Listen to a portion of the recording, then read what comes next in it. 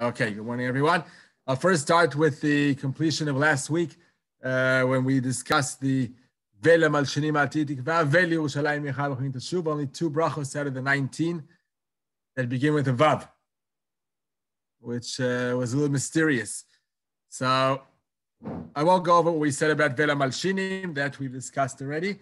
Veli Yerushalayim, during this past week, someone sent me a very nice answer, which could explain it nicely. Although, again, I think in both cases, the Vav alludes to the fact that there are missing words in the bracha. That's almost definitely the truth of the whole matter. Like we said, Vela Malshinim, it should have been La Meshumadim Vela Malshinim Al Tikva, or La Minim Vela Malshinim Al Tikva, as the Sfardim say, and that's probably the correct version. Just the Ashkenazim, due to the censor of because of the Christians and all that, they deleted the word. But really, that's what should have been. Now, Veli Yerushalayim. So again, most probably the correct answer is again that there are missing words before Yerushalayim that meant should have been there, and probably the correct assumption is, like in the Yerushalmi, like it appears in Yerushalmi and in Sidur Eretz Yisrael, that the version was Et Tzemach David Avdecha Merat Tzmiach came before Yerushalayim, not after, and they were connected and combined as one bracha. It is one bracha, not exactly the wording of Et Tzemach the way we have it today, but similar to that. And they used to finish with Baruch Atah Hashem Elokei David Uvonei Yerushalayim. It's actually a one joint bracha, Elokei David Uvonei Yerushalayim, in that order, in that sequence. And then probably the Babylonian tradition was to separate the two into 2 separate brachos and to switch around the order. We won't go into the discussion how come they did that and why the switching of the order. I have another idea behind that, but we won't go into that right now. In any case, so Veli Yerushalayim used to be mamish the middle of the bracha. There was a whole line beforehand, not just one word. There was a whole line beforehand of Et Tzemach David, Veli Yerushalayim Yecha. So that's most probably the correct answer. And according to that, there really is no reason to leave that Vav anymore in our days, because now we've separated into 2 brachos, we've switched the order, so there's no point in keeping the Vav. But Vela Malshinim, there's still some point to keep it there to remind us that there's a missing word because of the censor. We should be going back to saying it properly, but that no one in our generation or previous generations has the strength to add or subtract words in the Shmoneh Esrei, so we're stuck with a missing word, but at least we are reminded of that missing word by that Vav that's there. But Veli Yerushalayim, there's no point in keeping that Vav because there's nothing to remind us about the moment it's now has been separated into 2 brachos. And we have the language is there. We're saying everything. We're just saying in a different order, not the same, and not combined in one bracha. Why keep that Vav? That Vav is no longer necessary. But again, no one in this generation or previous generations could delete a Vav from Shmoneh Esrei. After all, Shmoneh Esrei is the peak of all of our tefillah, and we don't touch a letter from within the Shmoneh Esrei. We keep it as is, but really, I'm led to believe that this Vav is no longer necessary, and it's an extra letter. But yes, good idea? Yeah. Oh, the number of brachos, right. So that's interesting. Before Vela Malshinim, which was added on later on, it was 17 brachos. Now, by the way, in Chazal never referred to Shmoneh Esrei as Shmoneh Esrei. That's not how they named the tefillah. They say Amida. Tefillas Amida. So we don't know necessarily that there was 18 brachos in the days of Chazal. It could have been 17. There's no evidence to the fact that there were 18. After adding on Vela Malshinim, later on, it became 18. And ever since then, they've called it Shmoneh Esrei. So it could be, instead of today having to say, well, it used to be Shmoneh Esrei, now it's 19, instead of having to say all that, no, it's really Shmoneh Esrei, it's really 18. That's amazing. Works out perfectly. And beforehand, it was 17. You could say Gematria Tov and then Gematria Chai. It works well. 19 doesn't have any good Gematria there. So why should there be 19?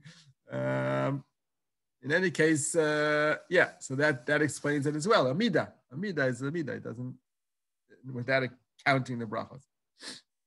Anyhow, but the answer, someone showed me this past week to this, and some article was written all around this Vav of Yerushalayim. So wrote a whole article.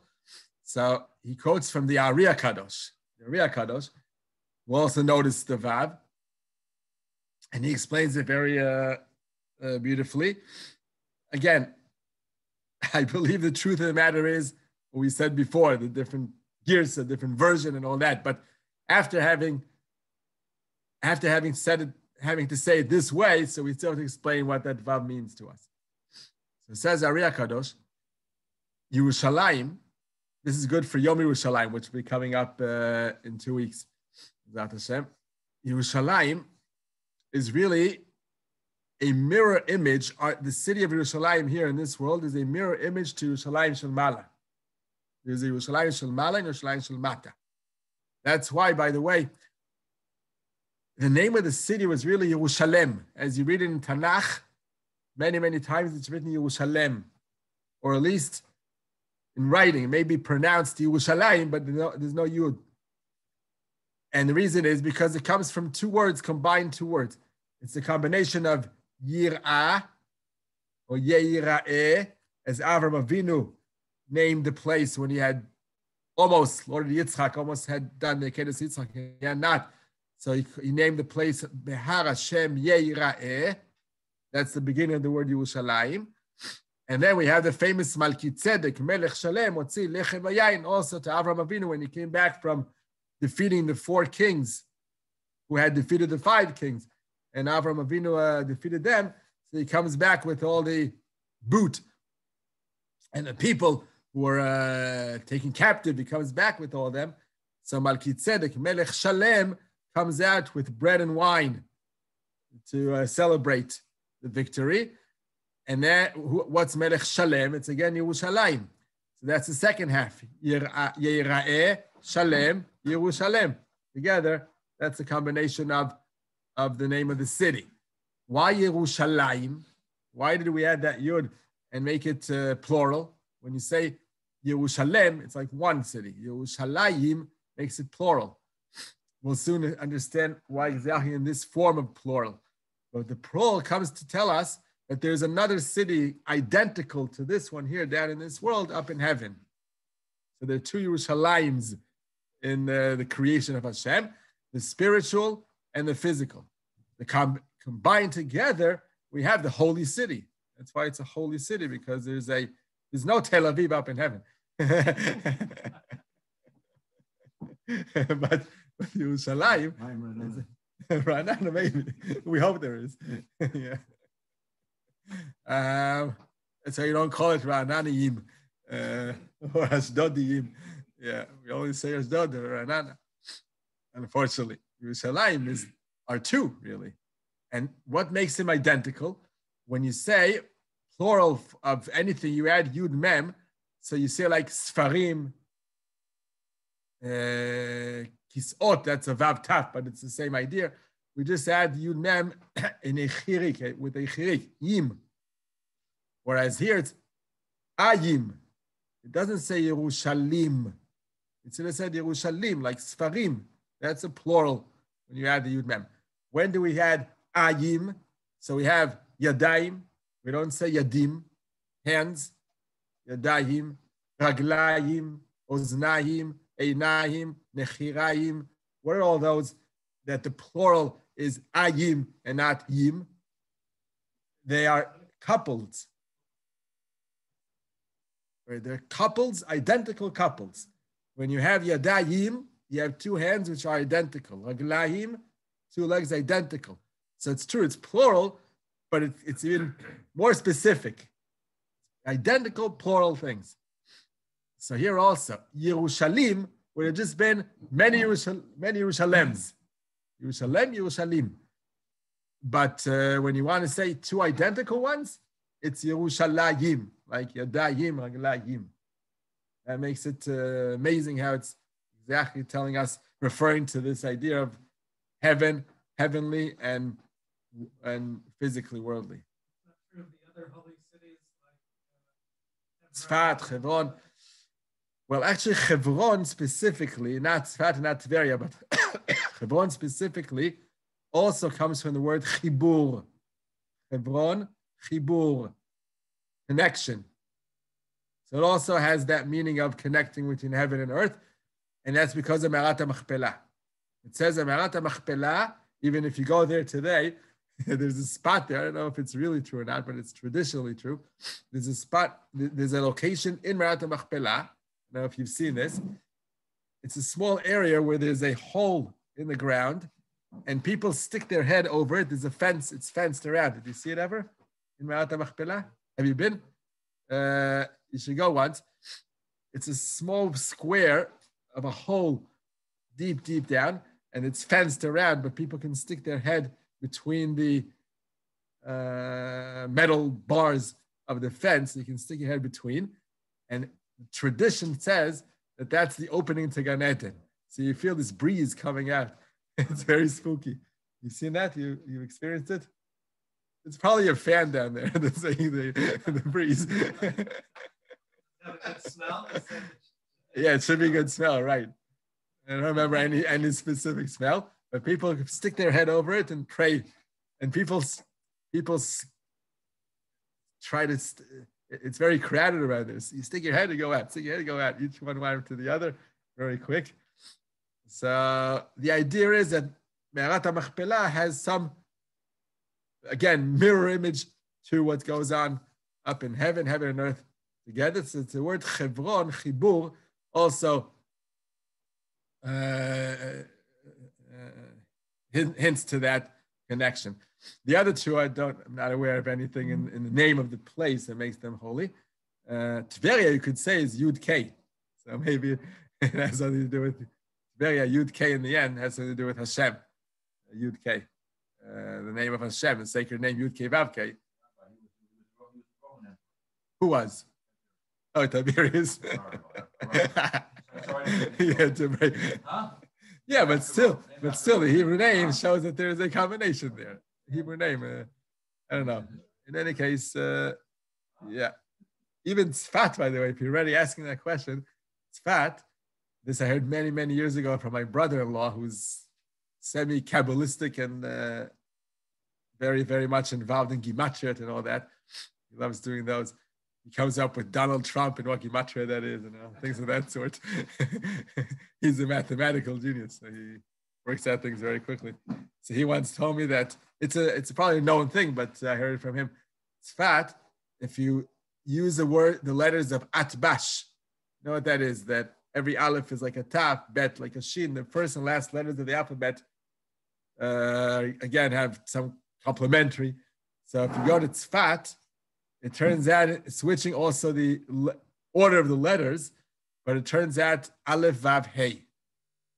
Tzfat. Well, taf is aleph, that's easy, at. And the pei and tzadik, pei, tzadik are one after the other, it's hey and vav. So if you switch around the order of the letters, it's aleph, vav, hey, which is iva. Now we have a pasuk, I believe we say it in Yehichvod. Yehichvod Hashem Hashem Asav. So there it says, Iva lemoshav lo. There's a pasuk in Tehillim. Iva lemoshav lo.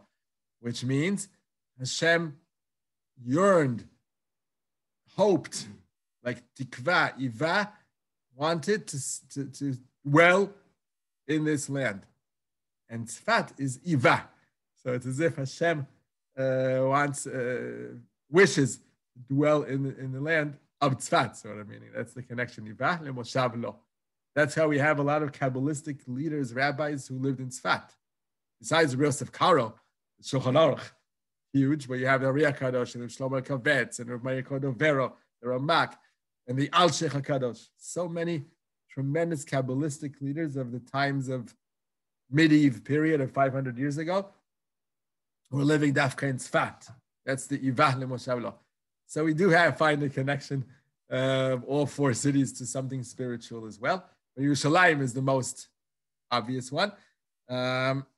So back to the Vav, Veli Yerushalayim. Says Hariya, speaking of Hariya Kadosh from Tzfat, says Hariya Kadosh that Vav comes to remind us that there's another Yerushalayim. Li Yerushalayim, Veli Yerushalayim, connecting to another one, which is the one up in heaven, the identical city in heaven. That's what the Vav is there for. And I would add to that, and by the way, it says, Ein HaKadosh Baruch Hu nichnas li Yerushalayim shel mala ad shikansu Yisrael li Yerushalayim shel mata. Hashem will not enter, sort of speaking, Yerushalayim up in heaven until we enter Yerushalayim down here on earth. Sort of speaking, Hashem is dependent on us. When we have the eagerness and the desire and the courage to enter Yerushalayim shel mata, like we had in the 6-day war, when we conquered the land, the city, and we start rebuilding it, and how it looks today, unbelievable, amazing, huge, always expanding with, I believe now, 600,000 Jews populating just Yerushalayim, which is, of course, a miraculous number.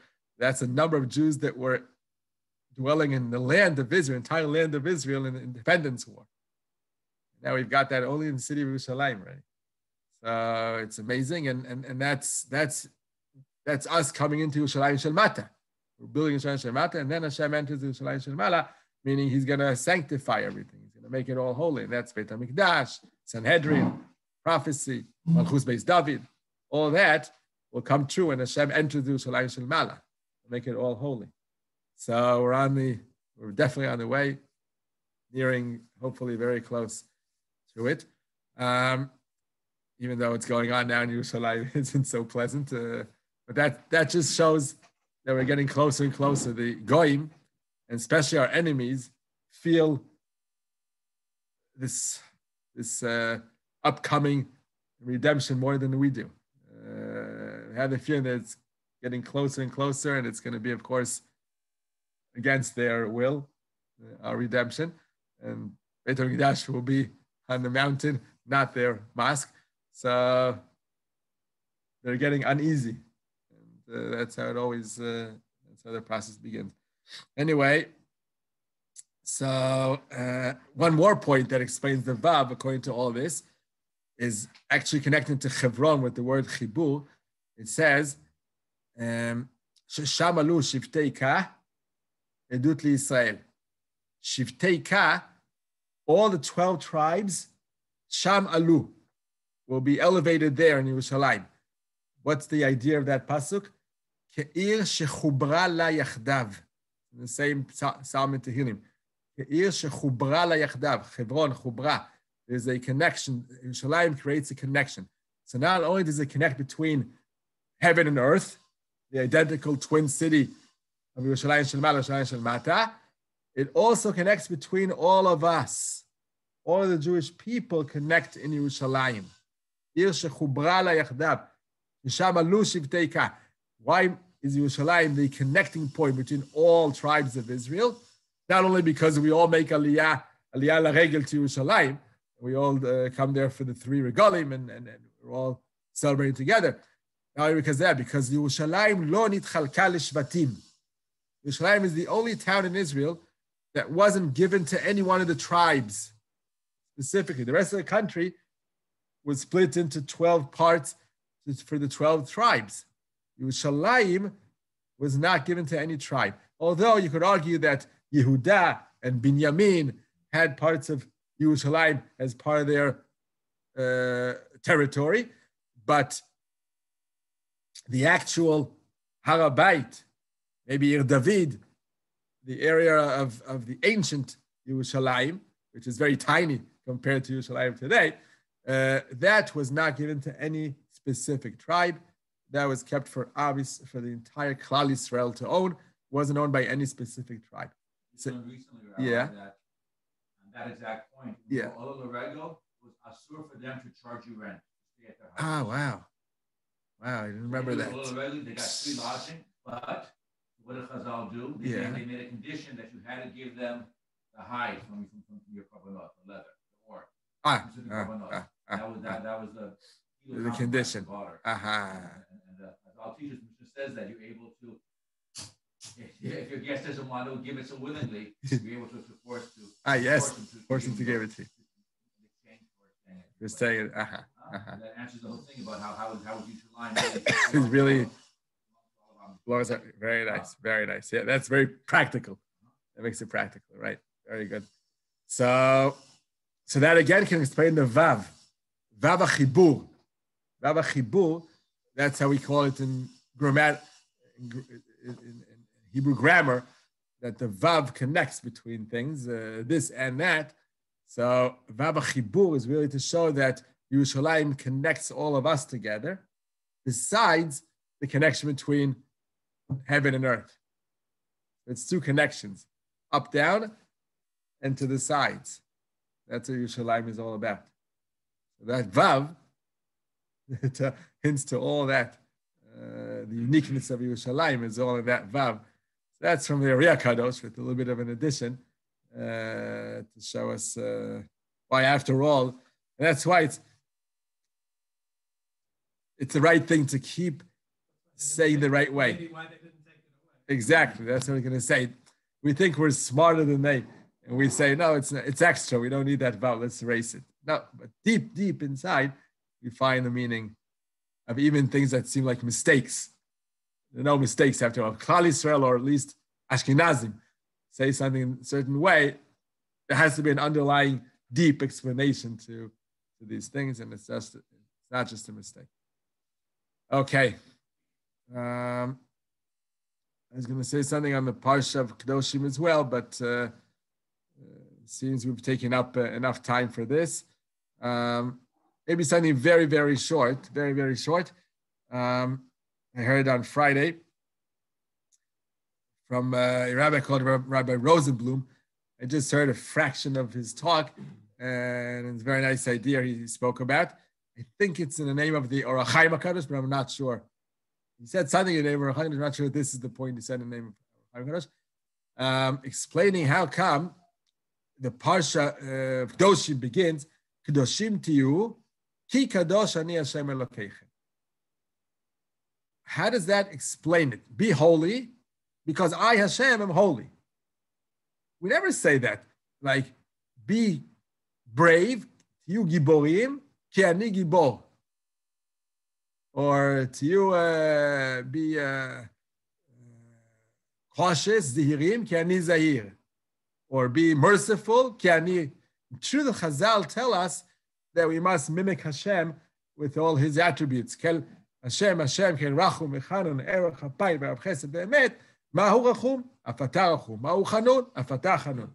We should imitate Hashem as much as we can with our limits to be like Hashem in all these attributes. But it never says it so clearly. And why is that a reason for anything? Be holy because I am holy. Be holy because I command you to be holy. Hashem is everything. So, and we can never be really like Hashem. We can never be on that, anything close to Hashem. He's above and beyond anything we can fathom. So how does that explain anything? Be holy because I am holy? Either say it about everything or don't say it about anything. Why Dafka choose holiness is something that the Torah specifically tells us, be like Hashem. So again, not sure Or HaChaim or Rosenblum himself explained that true, we're supposed to mimic Hashem in every attribute possible and be as perfect as possible, even though we can never be as perfect as he, but as close as we can get. But here the Torah tells us that really all attributes, Gvura and Rachamim and Zehirus and Nikius and Zerizus, all the Mesiras Yesharim, all leads to one point: be holy. Since it's the most important and the most crucial point of being a Jew and being a worshiper of Hashem, so it all generates to that epitome of Judaism is be holy. That includes, it's the most inclusive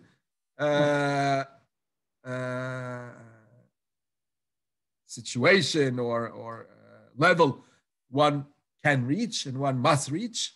Kedoshim Tiyu means it's a commandment, not just wishful thinking. Be holy. How do you become holy? By all the other things. By keeping all the other things correctly and being as close as possible to perfect, then we become holy. And that's what the Mesilas Yesharim ends off with. The last midah, after climbing the ladder of Mesilas Yesharim, which is really based on Rabbi Pinchas ben Yair's Brisa and Avodah Zarah of Kaf, 19 or 20, Utet Kaf, Rabbi Pinchas ben Yair enumerates the different steps of the ladder, Zirut, Zrizut, Nekiyut, Prishut, Ta'ara, so on and so forth. The very last one is Kedusha. Last one is Kedusha. Climbing up the ladder, that's where you're supposed to aim to become holy, which is really, that's how Mesilas Yesharim explains holiness. He says, what is Kedusha? We would think Kedusha is when you're at the most abstract level of, in human life, meaning you're no longer human, you're angelic, you're holy, you're above and beyond this world and disconnected from the world. That's what we would think that holiness means. But the Mesilas Yesharim doesn't explain it that way. The Mesilas Yesharim says holiness is when you live a totally normal life, but you're living with Hashem every single moment. Every single move you make, every single action you do, you're always feeling Hashem every single moment. So you live normal life, he says. Don't disconnect. That's Prishut. Prishut is one of those levels, one of those stages, phases to become holy is Prishut. That's when you disconnect and you're not involved in anything human. You try to be totally spiritual. But that's only one step on the way to becoming holy. That's not the holiness. The holiness is to come back to this world normally. But when you eat, says the Mesilas Yesharim, you feel you're eating from the Mizbeach of Hashem. You're not eating like any other person. You're eating like from the altar, from the korban. Even your daily meals in your home without anything to do with Beis HaMikdash. But that feeling and that atmosphere, environment you're in, is that Hashem is always with you every single moment. That's holiness. So when you're going to the army and you're going to work and when you're with the family, every single moment of life, you feel Hashem very, very close to you. And that's only due to the fact that you've merited that level of Hashem dwelling within you. Of that feeling that Hashem is every moment of your life with you. Like we sometimes gain that feeling when we're in a very focused davening. So you sometimes can feel that feeling that Hashem is with us. That second we feel so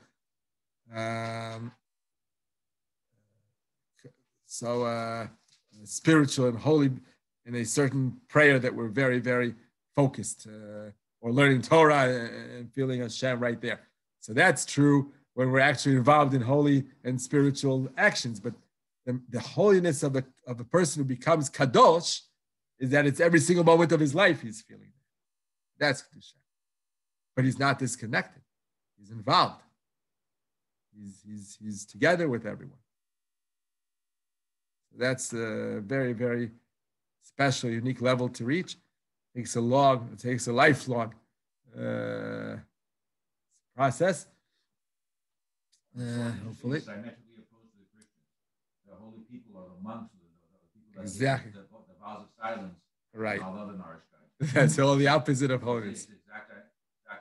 Right. Right.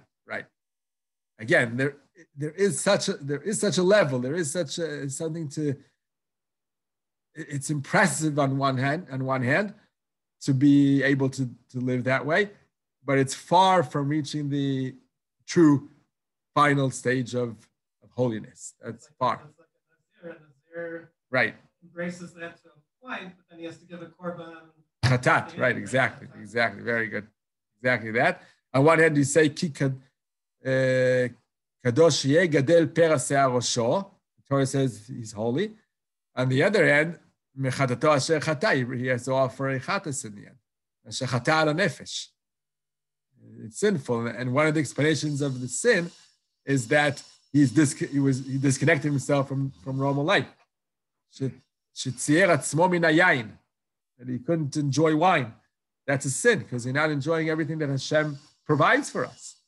And the Yerushalayim, it says, Atid adam yiten din v'cheshbon. It's very, very unbelievable, this Yerushalayim.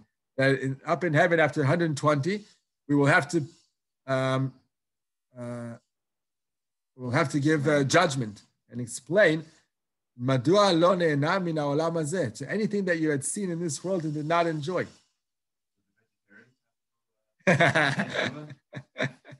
Sure, we're not eating meat. That's interesting. That's a good point. We see the Torah wasn't so much in favor of eating meat normally, casually, just out of your own desire. But for korbanos, of course, there's a lot of meat. And the Kohanim, you see tons of meat every day. That's what they ate because they got so many of the offerings, so many pieces, and they had to eat it within a day and night, or 2 days and one night. They had to be eaten quickly. So Torah definitely is not vegetarian, but on the other hand, it does say that it's tava. It's like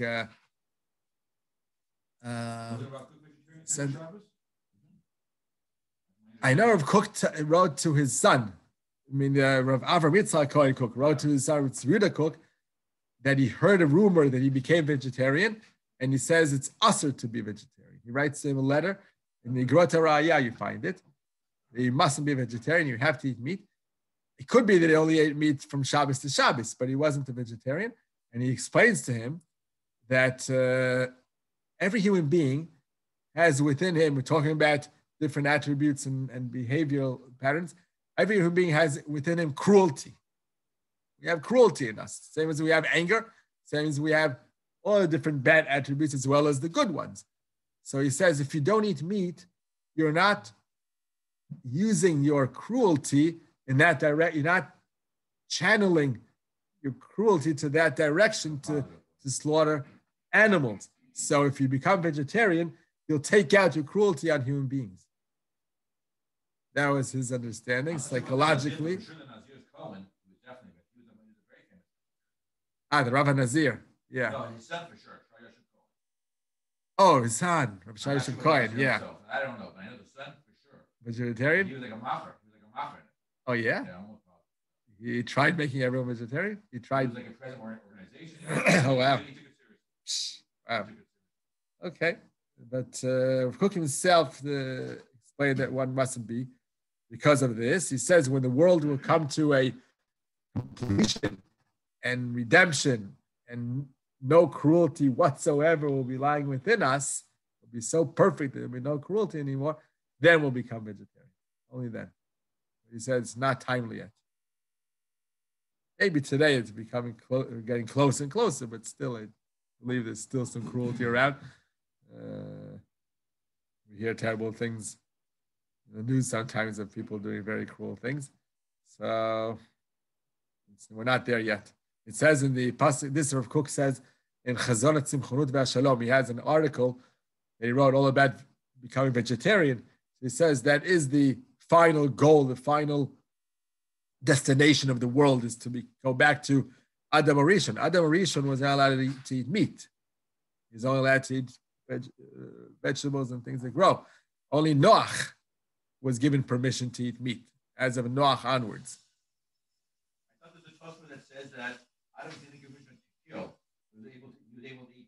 Nevela, right, Nevela, right. right? I've seen that. Yeah, I see that too. But that's the same idea as being vegetarian, meaning you're not going to kill an animal to eat it, but if it's dead already, why not? It's not, you weren't cruel. So it takes away the only problem is that we can't eat such meat because it's treif from the veil of meat. It has to be eaten killed by shchita. But from the point of view of cruelty, there's no cruelty there. Yeah, but Florence was Oh, he was? and it says that he visited a slaughterhouse. It turned him off. Uh-huh. Yeah, but it could have been Ola. He never ate from them. Yeah. Ola only got the leather to use. No, so just the last point that Rav Kook says is that in the end of the days, when the world will be a perfect stage, then we'll all go back to Adam Arishon, being vegetarian. And he proves it from the pasuk in Malachi, which is the very last, one of the very last psukim of the Tanakh, because Malachi was the last prophet. And one of the very last psukim is the pasuk we quote every day in Shmoneh Esrei 3 times a day. That's the pasuk in Malachi. That's how we end the additional part of the Shmoneh Esrei. So it says there, Ve'arval Hashem will enjoy, sort of speaking, Arval Hashem minchat Yehuda v'Yerushalayim. Mincha is a sacrifice that was brought only from vegetative things, from flour, from things that grow, not from the animals.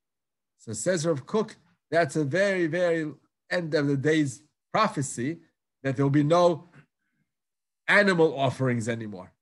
No more from the oxes and from the cows and from the sheep. No more of those offerings anymore, only mincha, because we'll all be vegetative, and then the korbanos will also switch to being only mincha.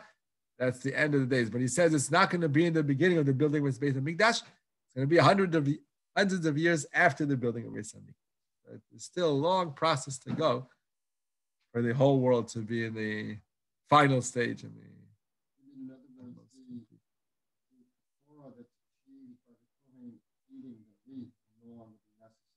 Exactly. The world will be in such a perfect level that it won't be necessary to sacrifice chatas and all that.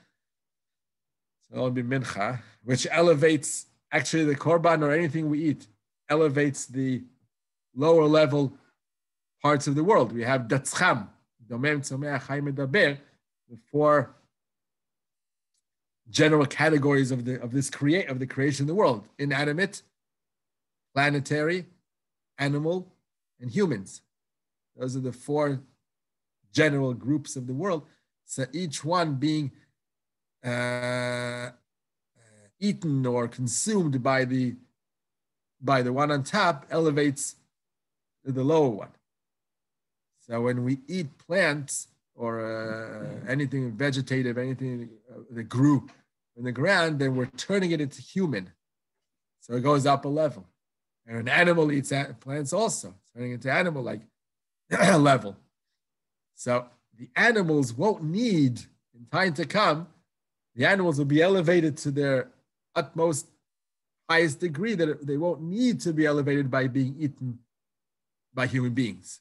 It will be enough the way they'll be, because they'll be already in their perfect state. Only the vegetable level will always prefer being elevated by being eaten by human beings. That's how it works. Okay. So let's go now to our halachic discussions. We are just about to finish the chapter Lechem Mishneh. Oh, Havdala. Oh, yeah, right. Sorry. Way past Lechem Mishneh. Right, Havdala, you're right. Right. Very, very last few points to finish on Havdala. Yeah, we're almost done with the chapter. Okay. Do we discuss sitting or standing? I think not. Sitting or standing for Havdala? No. Okay, so that's the next point here. Do we sit or stand for Havdala? So after all, it's like we said, the Yerushalayim, the custom of each different Eidah, Sephardim, Ashkenazi, Remenites, that's what we keep to. We won't change our customs because of what the halacha requires. But normally, the Shulchan Aruch and the Sephardim have the minhag to sit down for Havdala. Reason is, anytime you sit down for something, it makes it more permanent. It shows that you're together at this. When you're standing, it looks more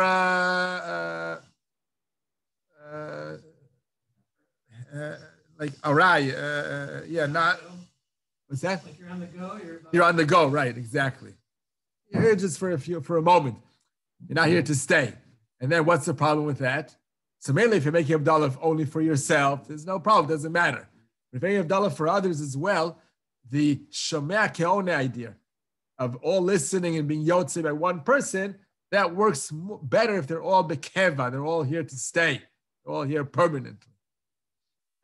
Of course, permanently doesn't mean hours and hours. It's enough to be 5-10 minutes, but it shows the idea that we're here together to listen to Havdala. Whereas if we just standing, it looks like we're on the way. We happened to have heard Havdala on the way. It doesn't show that we're interested in Havdala, that we want to be Yotzei the Havdala.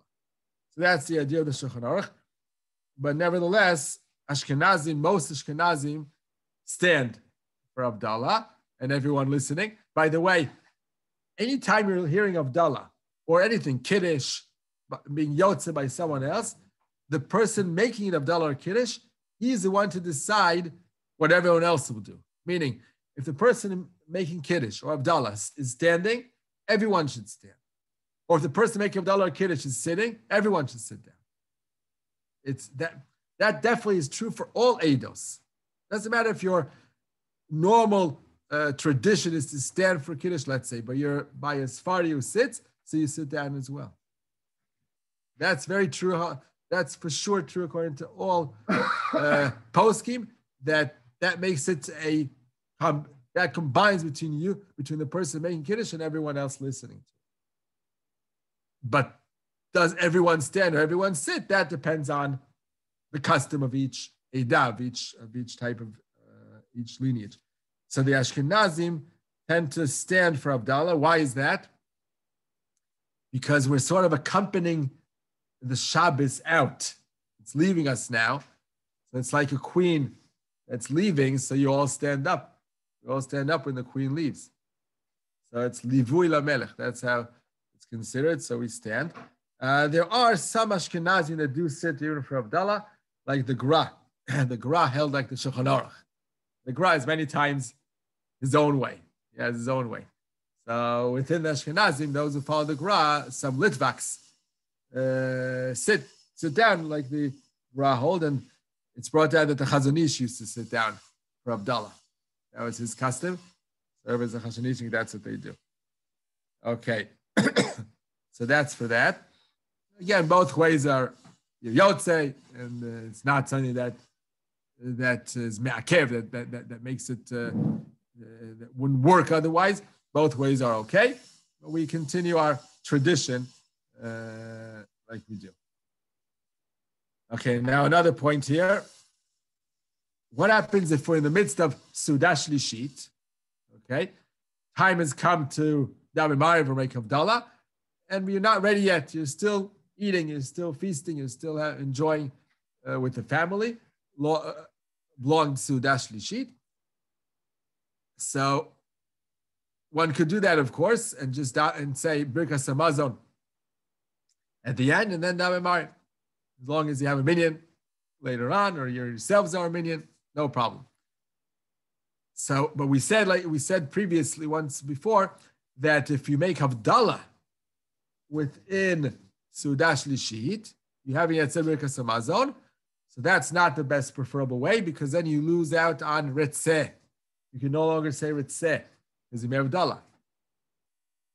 What happens if you don't make the full Havdala? Rather, you just say Baruch Hamavdim Mikodesh Lechol. That enables you to do a malacha. You say Baruch Hamavdim, you can do a malacha. So let's say you want to turn on the lights. The lights went off, and you haven't said Birkas Hamazon yet. You're not finished yet. The lights went off, so you want to turn them back on. You can say Baruch Hamavdim and turn them on. But then do you lose Ritzeh? Is that strong enough to cut out the Ritzeh from your Birkas Hamazon? So the answer is yes. The Magen Avraham says that even Baruch HaMavdim, with that full of Dala, cuts out Ritzeh. So it's not the best way to do. Preferably, if let's say it's one person within the Suda Shlishit that makes says his own Birkas Hamazon, says Birkas Hamazon himself, and then says Baruch HaMavdil, and turns on the light for everyone else to continue with the light on. That could be a solution, but preferably not to do so in order not to lose the Ritzeh.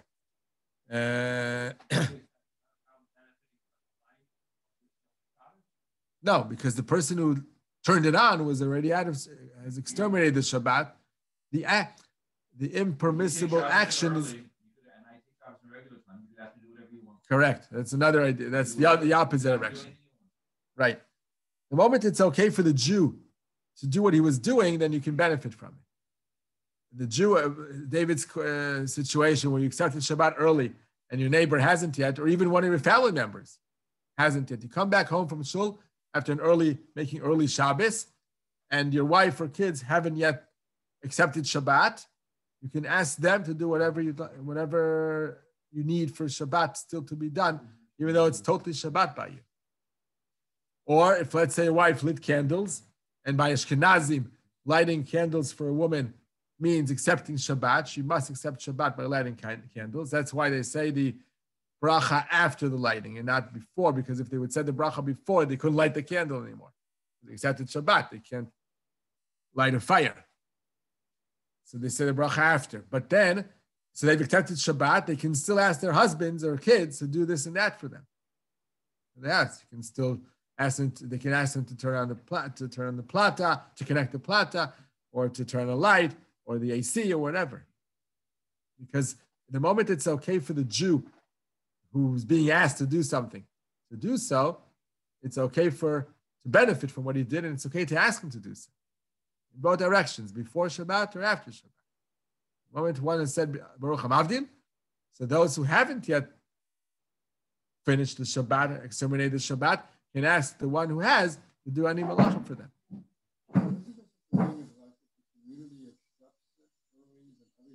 That's true.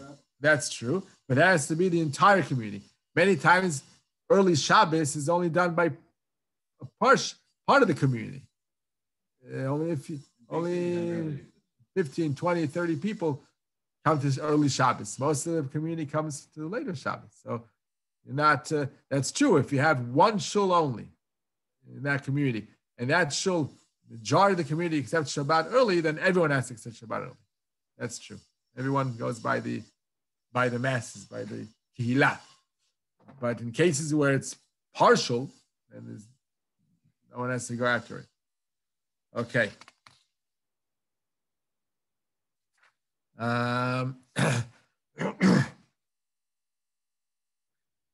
Okay. So the same goes also for making a full Havdala. Let's say with that, so that you finish the dash sheet, you've said Birkas Hamazon, and for some reason you would like to make Havdala before Mariv. Full Havdala. Wine with edge, with everything. It's past extermination with Shabbat. Set Shabbat it's come already. The time has come for Havdala, but you haven't done Mariv yet. One can make Havdala earlier than Mariv. There's no problem saying making Havdala before Mariv. It could be that someone has to go somewhere and you're about to go to Mariv. I'm talking about a case where there's several Marivs, not in Ra'anana. In Yerushalayim, Bnei Brak, you can find Mariv hours and hours after Shabbat still. People still come to late Mariv. So if, let's say, people have to rush from your home to go somewhere and you're about to go out to Mariv, you can first make Havdala, then they can leave and you go to Daven Mariv. Doesn't have to be in the order that we normally do it.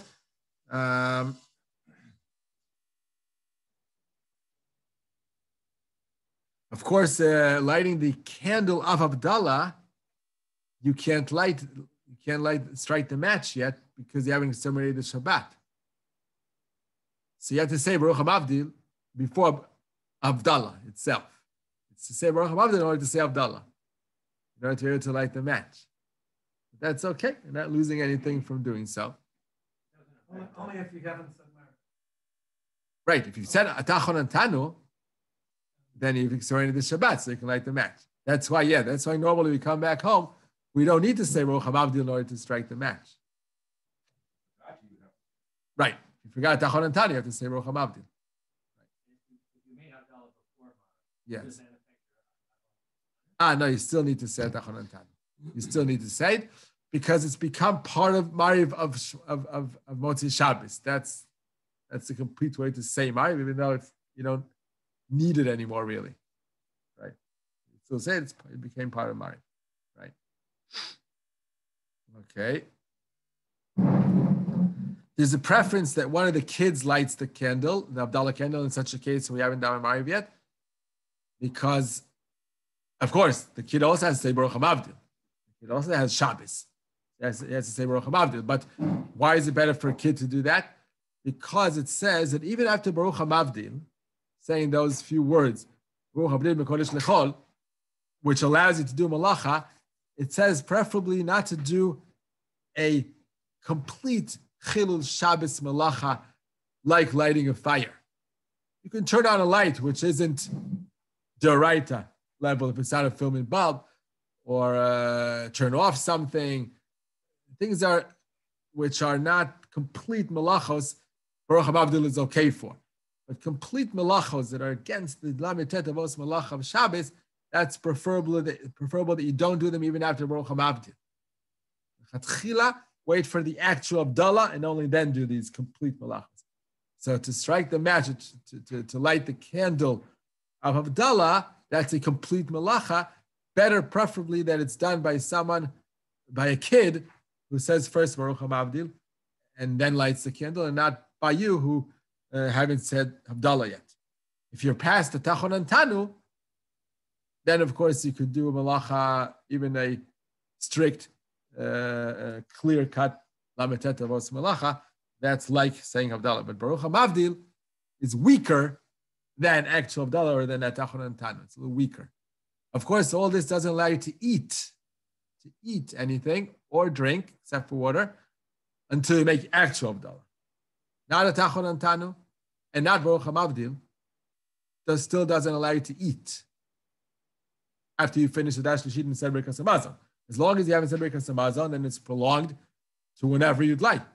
You can continue eating 3 hours after it said Shabbat, if you haven't yet said Birkas Hamazon on the Sudash Lishit, because it's part of the meal. But after you've said Birkas Hamazon, you've finished totally your Sudash Lishit, you mustn't eat and drink anything until you make actual Havdalah. Even if it's 5 hours after said Shabbat, you must wait till you make actual Havdalah. We said that if you know that you won't have how to make Havdalah that evening, that night, if you don't have wine or grape juice or anything of that sort, so you don't have to starve till the following day, you do eat even before making Havdalah, because Chazal didn't make you starve the whole night just because you haven't made Havdalah yet.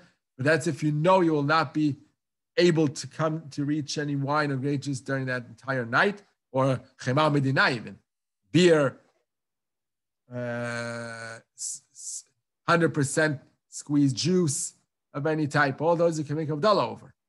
But if you can't find any of those beverages, you won't be able to get to them until the following day. You can eat immediately after Shabbat. You don't need to starve till actual making Havdalah the following day, which you should make still Havdalah, just without Besamim, without the candle, without Besamim, only Bar Pragafe and Baruch HaMavdil. The full bracha, you could say it till Tuesday evening, till the end of Tuesday. But of course, you're not going to fast till Tuesday until you make that Havdalah. So you don't have to wait even a full night if you know for sure you're not going to be reaching any beverage that can be made Havdalah over that night. Yeah.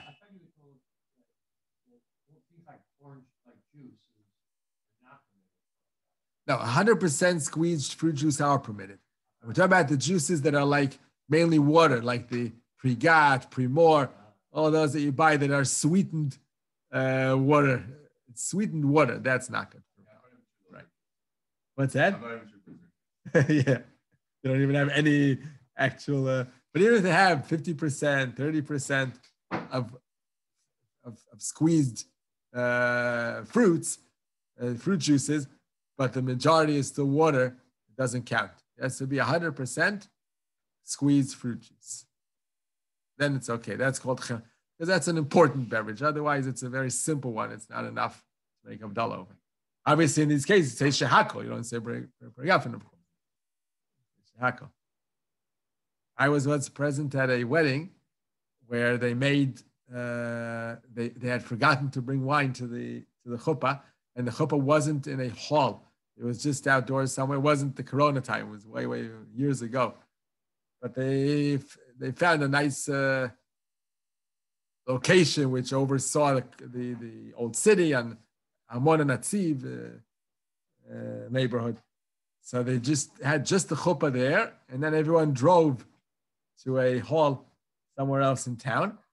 So just the chuppah was there, and they had forgotten to bring wine or grape juice to the chuppah. So someone had a can of Coke. Can of Coke. There, it's less important to have an important beverage than Kiddush Havdala, which require Chema. Coke cannot be used for Kiddush or Havdala. But for this, for Sheva Brachos on the chuppah, under the chuppah, or because Eresin, even that works. So they made it over Coke with the shehakol. Just water, I'm not sure. You know what? Maybe even so. I'm not sure. Because after all, Coke does have a little bit more importance than, especially for Americans, the taste of life. Ta'am ha'chaim is Coke. So maybe it's a little more important than water. You're right. For Sheva brachos, to make 7 brachos, you could use even water. You're making a bracha, shehakol. But I guess I don't think it's enough. It's so simple, so not important, the water, that almost is like desecrating the which is funny, event. Water. Right, that's true. It's important to human beings to live from it. It's the most important thing, except for besides air.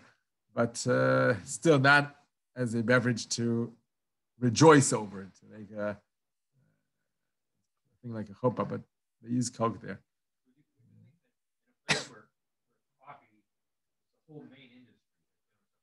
Yeah, you're right.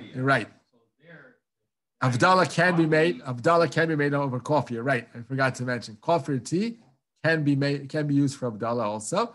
The problem with using coffee or tea, it's like two sides of a sword, because you could add milk. That's okay for Havdala. That's fine. If you're milking, that's the problem. If you're having the hot coffee, which is usually the way coffee is drunk in, then you can't have 3 sips or a vit. You're not able to have that. You slip slowly. So you're not having the right amount within the right time. If you're going to cool it off, so it's no longer an important beverage, because it's important when it's drunk in the way it's normally drunk, in the way people enjoy it, which is very hot. Or when it's cooled down, people don't enjoy it as much. So there is iced coffee or iced tea. There is a concept like that. But then it's very cold. And also you may not be able to sit down within 3 gulps, half a cupful. So it's not so easy to actualize using coffee or tea for Havdala, but it's okay. Only milk. Wow, that's interesting. Always? Masora to make only on milk? Wow. Milk, not so sure that it's considered Chema Medina. The idea is it something that you would serve when people come over, like to respect the person who's serving a cup of milk? Usually not. Obviously, you can't 3 hours. You can't keep 6 hours. Right. In the winter, it wouldn't work. Unless he woke up a tikkun and he ate his lunch at 8 in the morning. He wasn't that type. No. Okay, 3 hours or 1 hour if he was Dutch. Yeah, 1 hour. Okay, so that's that. Now, the final halacha in this chapter. I know we have 2 more. Okay, 2 more halachas. Are interesting situations. Bori minei besamim, you say for Havdala, what can be used as spices to make bori minei besamim? So firstly, anything that grows from the ground, the produce of the ground, can be used as long as it's a good fragrance. It gives out a good fragrance, like cinnamon. When you use cinnamon, you can use for bori minei besamim. By the way, Ashkenazim don't differentiate for Havdala specifically. Don't differentiate between atzei besamim, minei besamim, or isbei besamim. There are 3 different categories of which bracha to use, which blessing to use over each type of of spices. The atzei besamim, by the way, it's not the same definition as ha'etz versus ha'adama. When you eat an actual fruit or vegetable, the main defining point between ha'etz and ha'adama, whether it's a vegetable or fruit, is the fact if the tree stays on from year to year, or does it die and you have to replant it every year. That's every season. That's the difference between ha'adama and ha'etz, most of the time. There are slight, small exceptions to this rule, but most of the time this rule is the main rule differentiating between ha'etz and ha'adama. I'll just give you one quick exception, which is very interesting. Chamutziyot. What's that in English? Cranberries? Cranberries. Those grow from bushes, which do remain from year to year. You don't replant them from year to year. They stay from year to year. So they should be ha'etz. And many poskim say that you say ha'etz over chamutziyot, cranberries. But Shlomo Zalman says no. He says you say adama. How come? Because another defining point between ha'etz and ha'adama is the height. A tree grows high. It doesn't have to be very high, but it grows considerably more than a bush. A bush is very low, and specifically a cranberry bush remains less than 3 tfachim. All the years that it's alive, it doesn't go above 3 tfachim, which is like 30 centimeters. It's very low. So it says of Shlomo Zalman, that's another defining point between ha'etz and ha'adama, and he says you say adama over chamutziot and not ha'etz. It's interesting. Even though Mal Post can say you say ha'etz, it's a problematic fruit. Bananas, the tree is very high, but it's not a tree. It dies out every year. What remains is only the roots. The roots remain in the banana. And by the way, same is true for pineapple. Pineapple grows very tall. Grow very tall. I heard from Dr. Weiss, Danny Weiss. He's not on with us now. I heard from him that back in Florida, they had pineapple trees that are very, very high. Yeah, that's what he told us. It's not common? I don't know, maybe there's different kinds, but long ago we were in Hawaii. Yeah. Pineapple plantations. Yeah. And they're very low. Very low? Little pineapple plants with a... Just sticking out of the ground? Interesting. So I guess the different types. Florida and Hawaii are opposite ends of America. So. Oh, yeah? Wow. So it's all genetic engineering? Wow. Fruiting.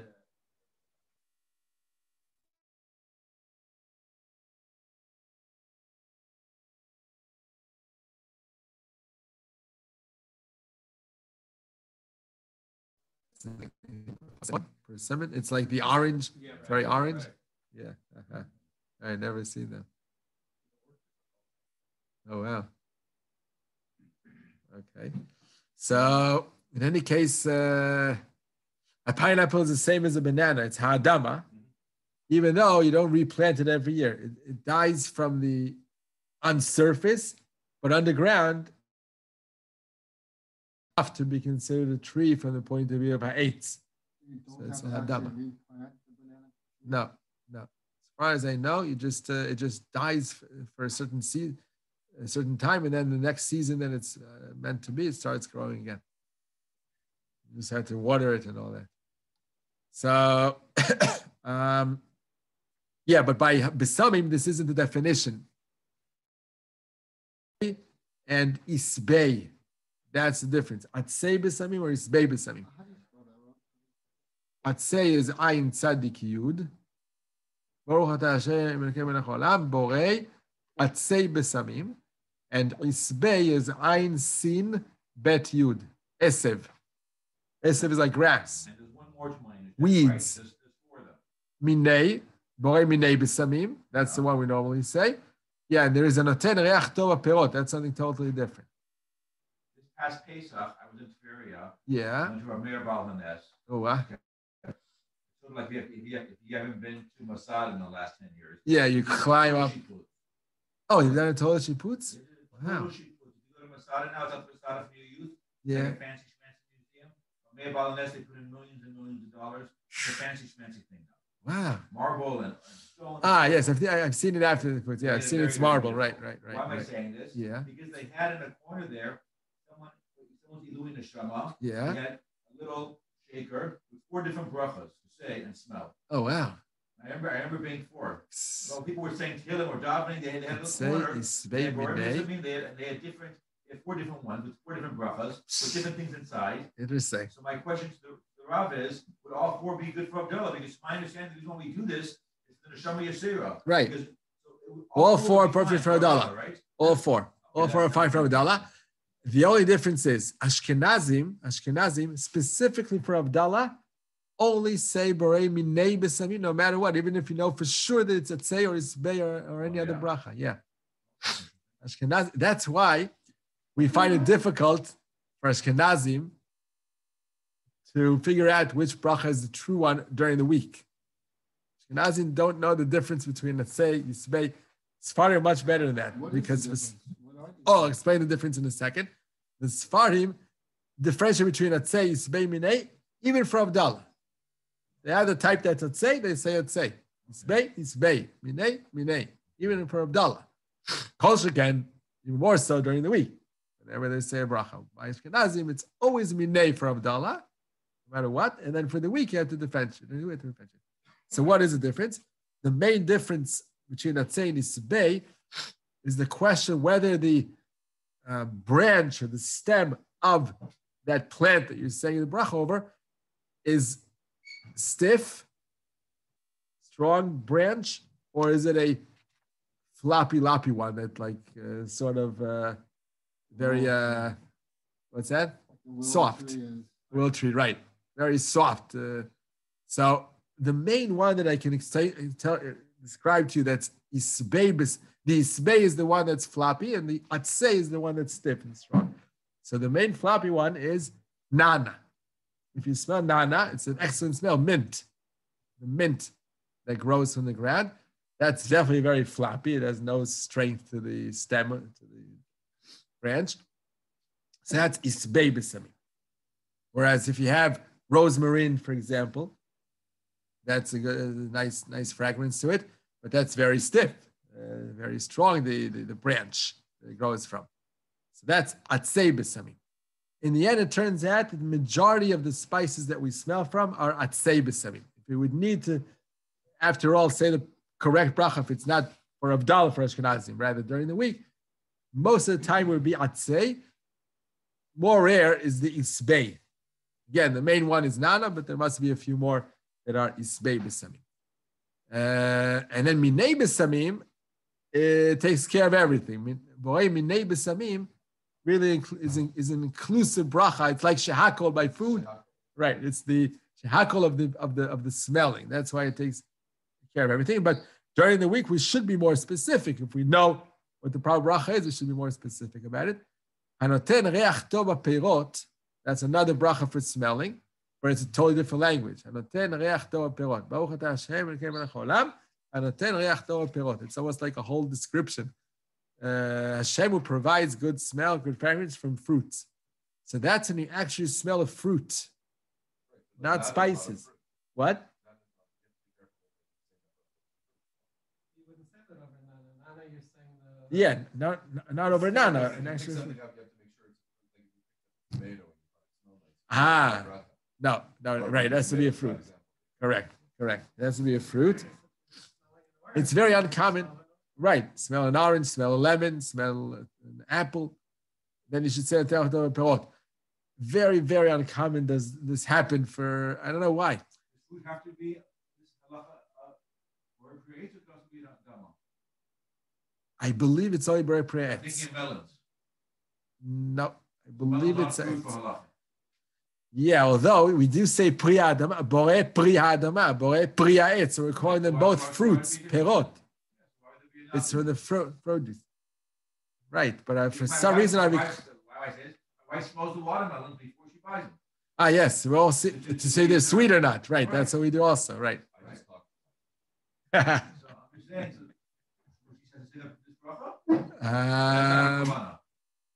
Yeah, it's not a kavana. She's her intent there is not to enjoy the smell. It's just to check the right one. Right. Yeah. Again, I have no idea why Ashkenazim barely say these brachos altogether. Even Atzei and Isbei, it just doesn't come up in our lives. Sfardim, much more than us. They really say this bracha a lot. But there's no reason not. There's no reason not. Yeah, we just I think it all has to do with the Havdala. Since Ashkenazim were used to say by Havdala, so they keep it that way forever, and then they don't care so much to make a bracha altogether on what they smell. It sort of became something very unusual during the week. Whereas Sfardi make it more differentiating each type, and then they're more aware of all this. So when you're in a food shop and you are enjoying the fragrance, you really should say this out of bracha. True. You come into a fruits and vegetables place that really has a great fragrance to the air, to the if it's not something that they spray artificially to give it a good smell, but if it's something really from the fruit, then you're right. But then before you went to the store, if you don't get a good smell. No, not before, because it may be bracha Havdala. In the end, you come in and that day you changed all these fruits. You have to go in, take a sniff, good smell, and then say the bracha. And then sniff over again, because you have to make sure that there's that good smell that you enjoy. So yeah, that's true. But again, I've never seen anyone do that. I've never seen the people do that. You could say that again, it's not your intention. You're in the store to buy fruit. You're not intending on sniffing taking in that smell and enjoying it. But if you specifically want to enjoy the smell and you take a sniff specifically to enjoy it, then you should be saying a bracha. Right, and it's all with Hashem. Then, every move you make is with Hashem. Then, right, you should be saying the bracha. Right, that's true. No, flowers, no bracha. I mean, my neighbor, let's say. Yeah. Yeah, that's interesting. That's interesting. Why would we not say if it's a stiff stem, strong stem, you should say besamim. But as far as I know, we don't say it. Flowers altogether, right. Right. Although most flowers don't have any specific smell to them. Most flowers don't have one. Why isbei? It would depend if it's floppy. It's very stiff. Right, with thorns, very strong, yeah. If already I would say besamim. No, but we said that's not what makes the difference between atzei and isbei, not being a tree or not, or it's unlike a borei parents or adama. It's just the stiffness of it. This is English translation. This is in the Quran. Yeah. So it says, smelling fragrant herbs, grasses, or flowers. Yes. It says flowers also. Yes, it says flowers also. Flowers under isbei. And then there's one additional one. Yeah. Persimmon oil. Yeah. Right. Right. Persimmon oil. Right. That's very, very specific. Again, I've never ever experienced anyone who says that bracha. Anyone ever? Yeah. Right. That's a good question about flowers. I have to check that one. You know what? Let me check a second. Another book here we have.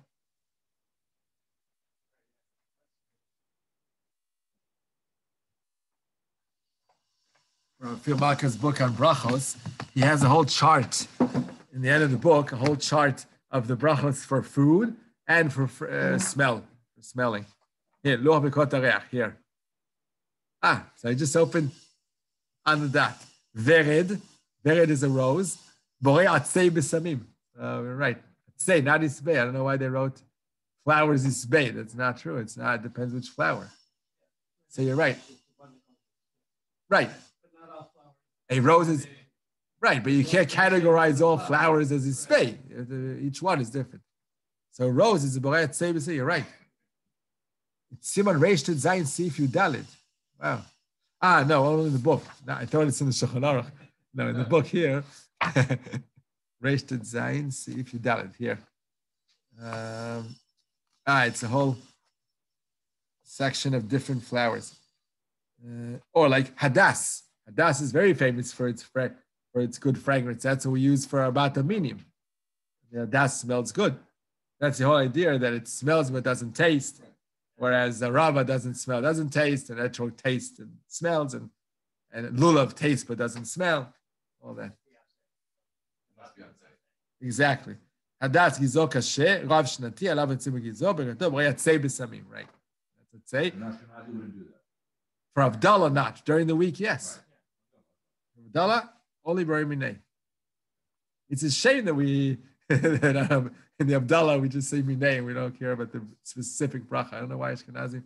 I think because they weren't so acquainted with the specific halachas and specific types of Messiah, so you just said Minei and that's it. Just take care of it that way and don't go into the details.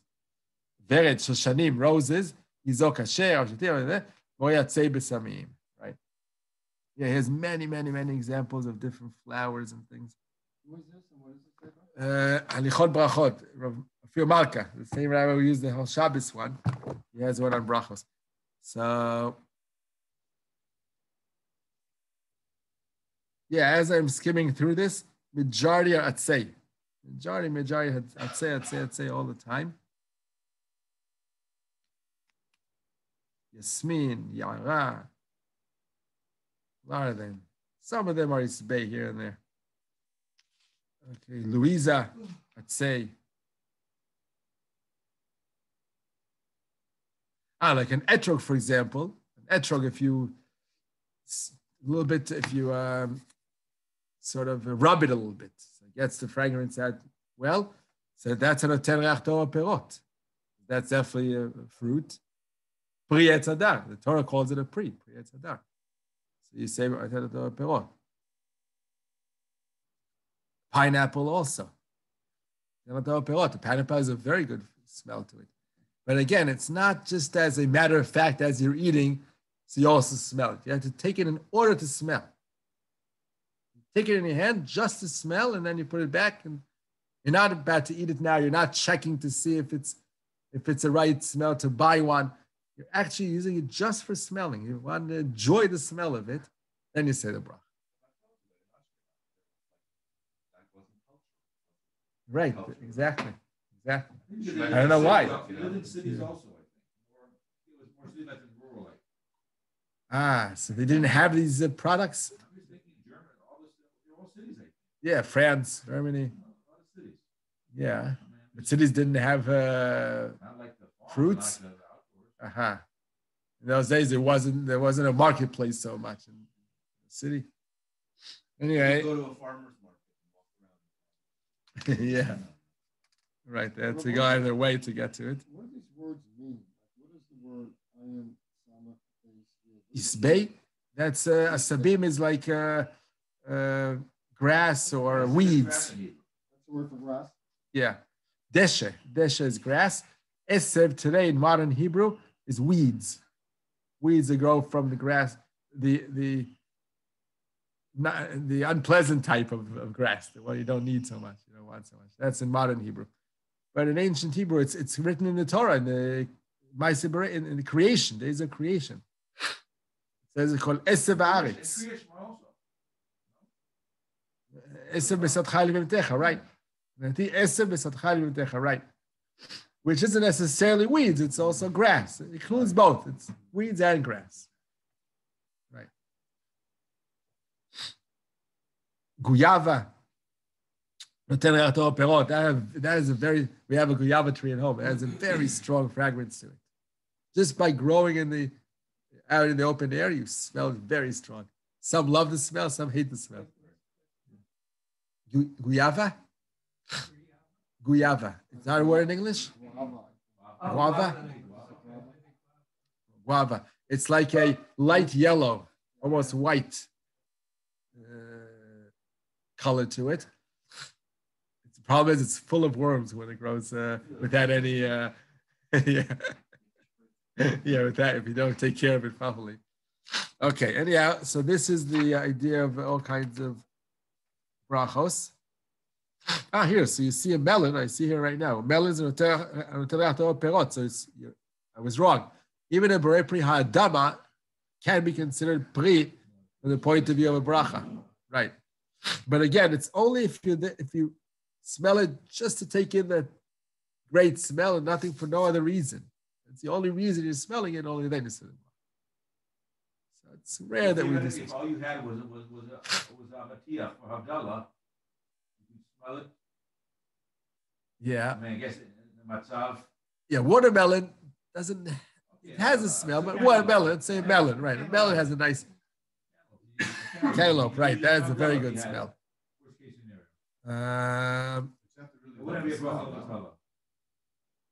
No, but wait, that's different because we're not saying borei minei b'samim. And atelato perot is a totally different bracha. It's not atzei isbei minei. It's a totally separate bracha. Not sure that works. That's interesting. Can you use a fruit and say atelato perot for Havdala? Or does it have to be when? That's a good question. Oh, that's also true. That's also true. Coffee beans have a great smell to them, right?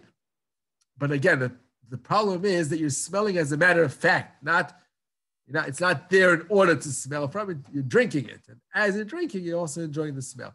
If you go into a coffee bean shop, some shops have different types of coffees. That's amazing smell. You just walk in, it's amazing smell. So then you should be saying, I think cafe, let's check cafe. Yeah, telato perot. What? So again, it's not if you'd open it up to take a spoonful and put. Just make a point to smell it. Yes, telato perot. Yeah. Here he says cafe telato perot betnai shenetalo biado leshem reach. As long as you took it to your hand, right? Kavala, in order to smell it, get the smell, sniff it in, and then close the bottle, not even use it for drinking coffee. It's the only intent just to get that sniff.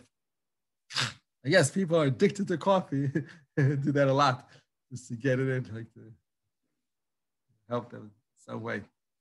Okay, so that's that. Now, to finish up, so let's just finish the chapter.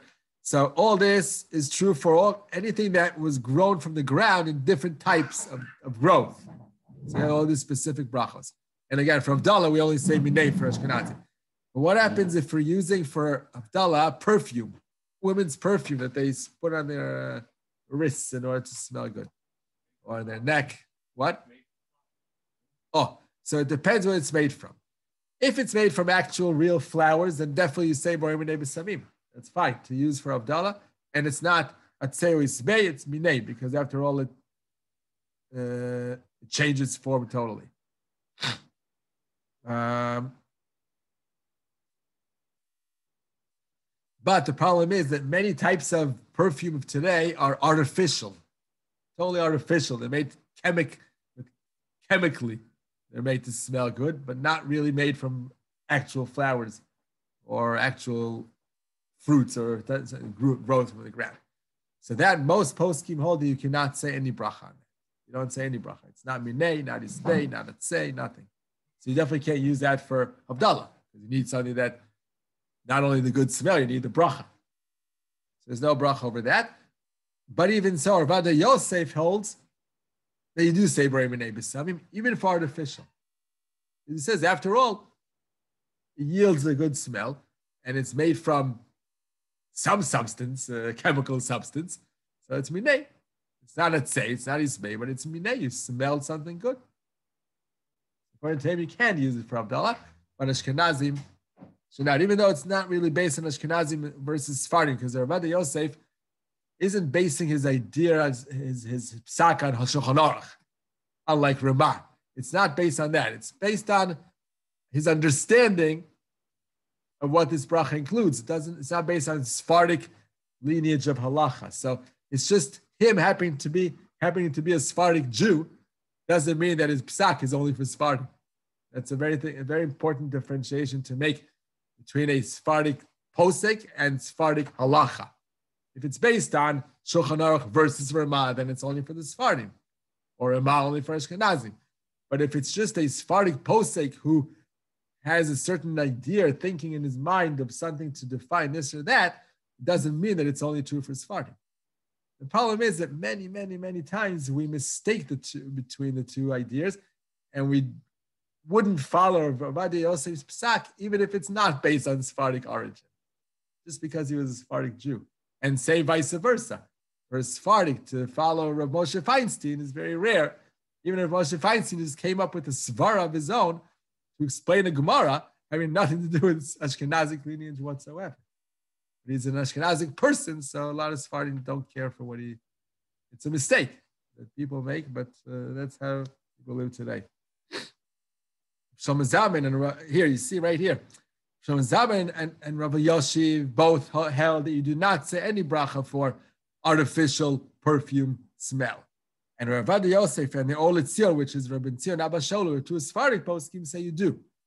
But again, it's not based on any Sephardic or Ashkenazic origin. It's happened to be that their mind worked this way or that.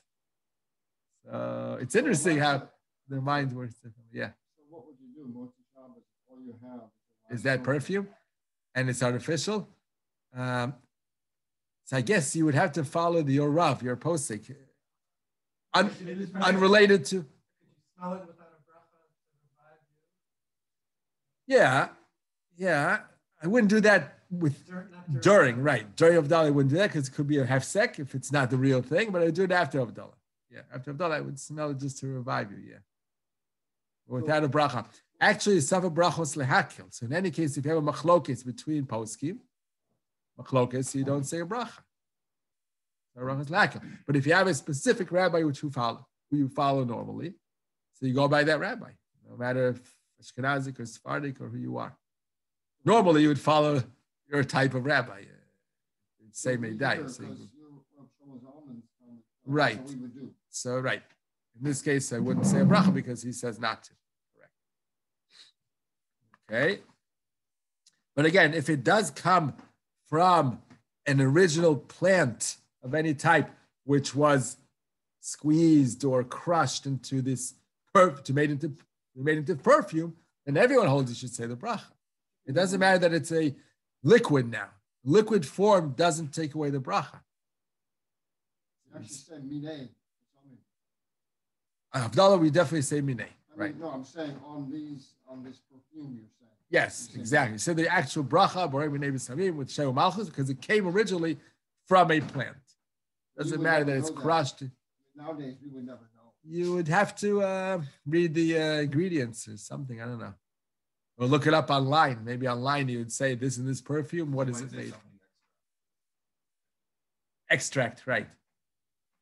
So I've seen even Havdala bottles which have an actual flower in them besides the liquid. So it comes to show that it comes from, you have one like that? So I guess it shows you that it comes from a flower, and then therefore you could say the bracha. But you always have at home cinnamon even. You just use cinnamon. It's the easiest. You always got that at home. That's just traveling somewhere. One last thing is that you can never use a bathroom spray as although it does give a nice fragrance. Many times it's like a perfume. They try to imitate the perfume, a very, very prestigious one, and try to make that the fragrance. But not only due to the fact that it's artificial, but even Rav Ovadia Yosef and the Olet Zion would say you can't say a bracha over that for everyday B'Sari. How come? Because its main essence and use is in order to get rid of bad odors. So it's not meant, it has a different meaning to it altogether. It's not meant just to create good smell. It's meant to take away bad odor. It's like a negative, it's like to do something negative to something and not positive to create good smell. So therefore, it cannot be used at all for B'Samim, even according to Ovadia Yosef. Okay.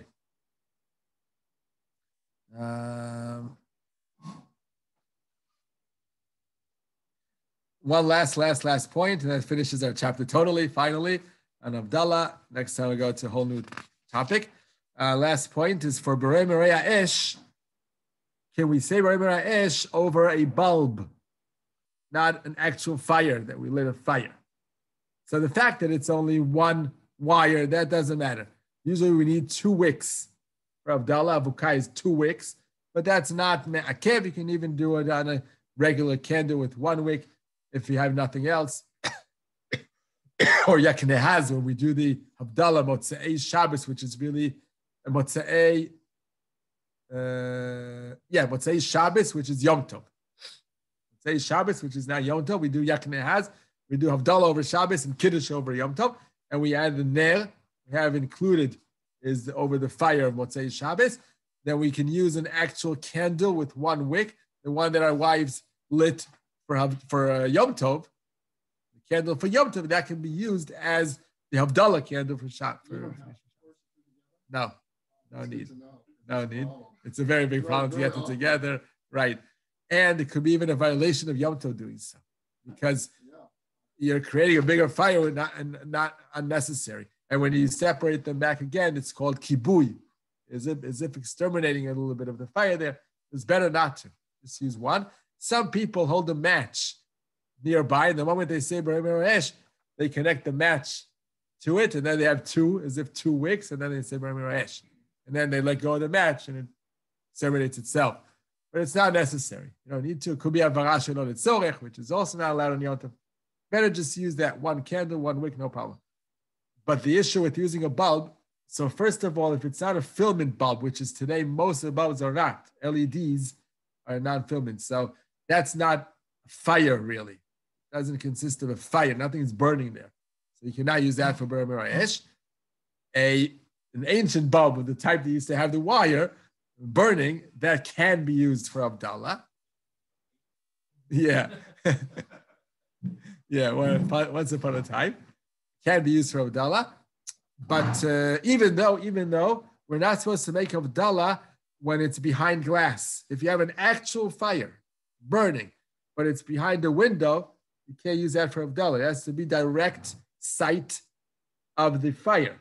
And here you have glass around the bulb. So how can you use that? But the answer is because here, that's what makes it work. It's not a separate fire and then something in between you and the fire. The whole bulb is what makes it light. Had it not been closed in with the glass, it wouldn't work.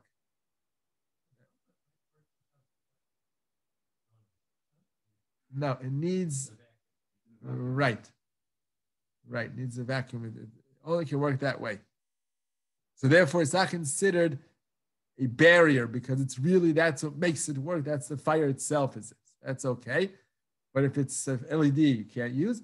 And fluorescent, you cannot use either.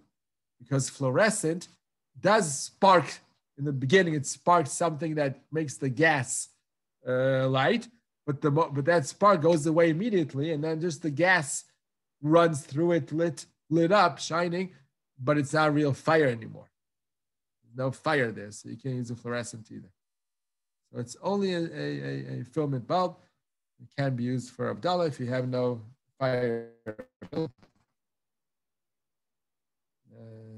Okay, that's it for today. So we finished the chapter. Next week, some new topic. Okay, Kol Tuv, Shavua Tov, everyone.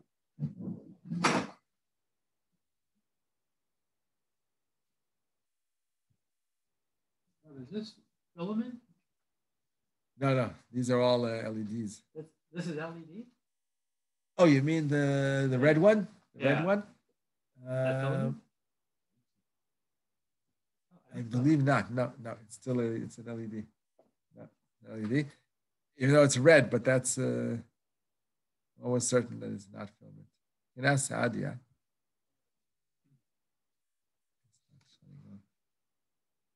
It's not shutting off. It's still recording. 1 second.